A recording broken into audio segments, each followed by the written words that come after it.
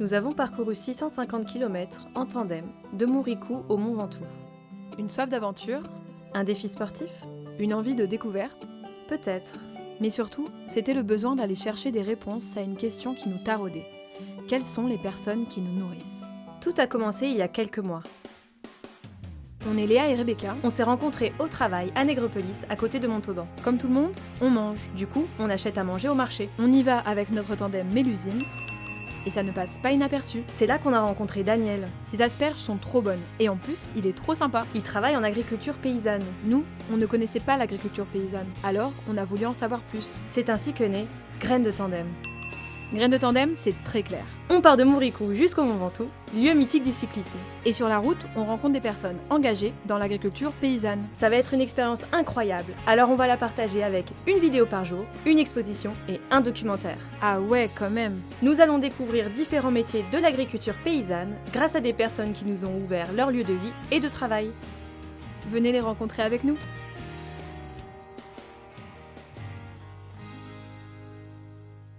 Jour 1. Domaine de Cantalose, 35 km. Il fallait bien commencer quelque part, avec un endroit accueillant qui corresponde à la dynamique de Graines de Tandem.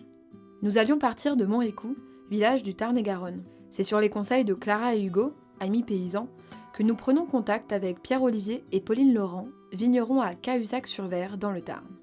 Le domaine de Cantalose, c'est un vignoble qui existe depuis 1982, avec une récolte manuelle, sans intrants et avec l'utilisation de levures indigènes.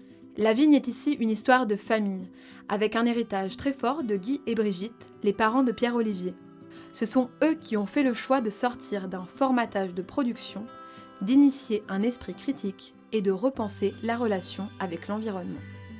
En 2014, Pauline et Pierre-Olivier retournent vivre au domaine de Cantalose et continuent la vinification de vins naturels dans un souci d'amélioration des relations avec le vivant du territoire dont ils font partie, qu'ils font vivre et qui les fait vivre. Ce sont Guy, Pauline, Pierre-Olivier et leurs enfants qui nous ont accueillis avec des dégustations, une visite des vignobles et un contrôle de maturité. Les vendanges sont dans une semaine. Entre deux rangées, Pauline nous présente leur histoire. C'est mes beaux-parents, Guy et Brigitte Laurent, qui se sont installés ici en 1982. Et avec l'idée d'être en bio, en fait, de produire du raisin et pas que être en polyculture et en bio. Donc c'était une idée assez folle dans ces années-là. Et ils ont résisté, combattu beaucoup. Et aujourd'hui, en 2014, ils ont réussi c'est une réussite, je pense, à transmettre à leurs enfants, enfin à leur fils Pierre-Olivier et à moi, Pauline. Donc en 2014, on a repris 6 hectares de vignes et 30 hectares de terre. Et nous, on a planté 2 hectares là, en 2014 et 2015. Et d'ailleurs, nous sommes dans la vigne que nous avons plantée. Nature et Progrès, c'est un peu le canal historique de la bio. Hein. C'est plus ancien que AB, c'est les années 60 en fait. C'est une démarche originelle de la bio qui luttait contre l'industrialisation de l'alimentation en fait. Et qui n'était pas juste pas mettre de pesticides, c'est lutter contre cette industrialisation. Donc on retrouve ça ensuite dans les cahiers des charges par rapport à AB par exemple. Le cahier des charges vinification de Nature et Progrès il date des années 80, donc il est beaucoup plus ancien que celui d'AB. Et bien, il préconise les levures indigènes, alors que dans AB on peut rajouter des levures.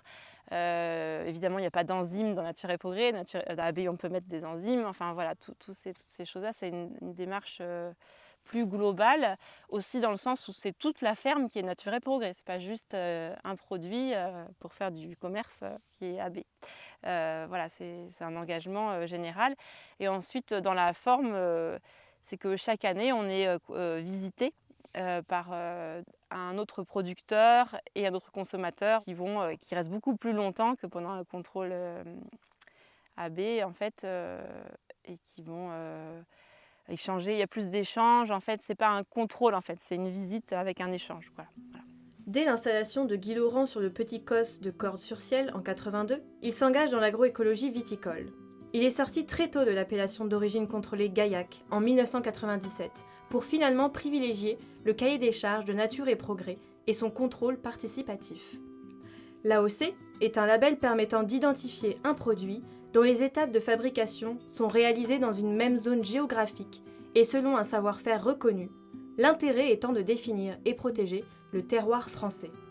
Le cahier des charges Nature et Progrès va beaucoup plus loin que l'AOC et que le label bio AB et traduit mieux les aspirations du domaine.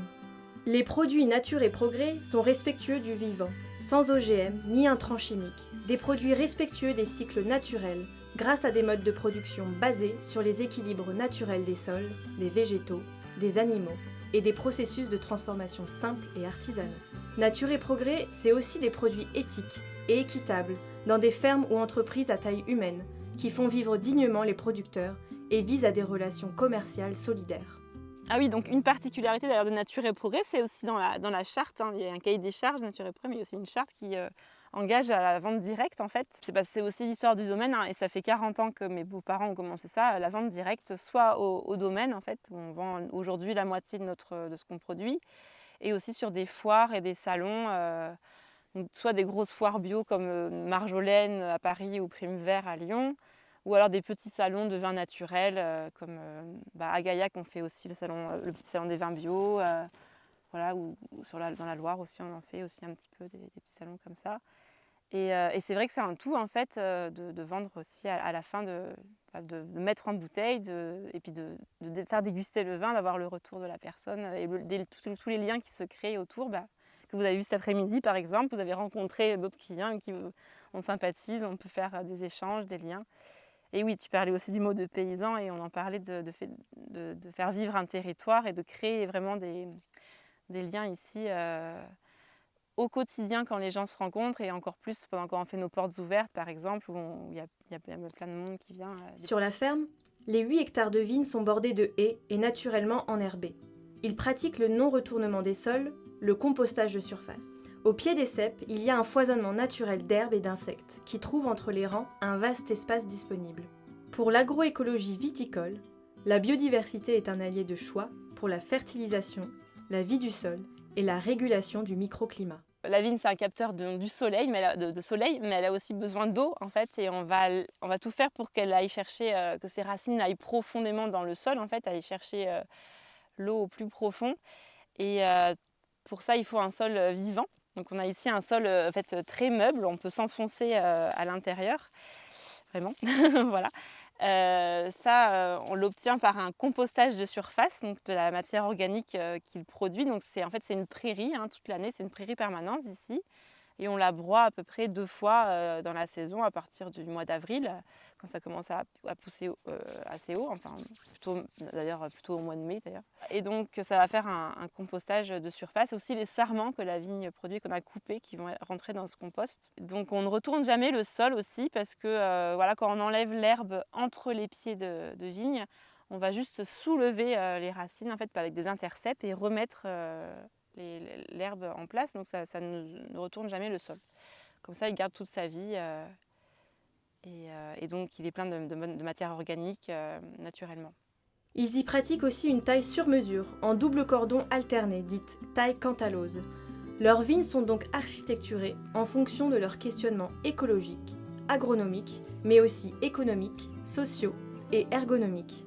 Le lendemain, nous repartons du domaine de Cantalose avec une vision de l'agriculture paysanne qui s'exprime par la relation au vivant et par l'adhésion à la charte militante Nature et Progrès.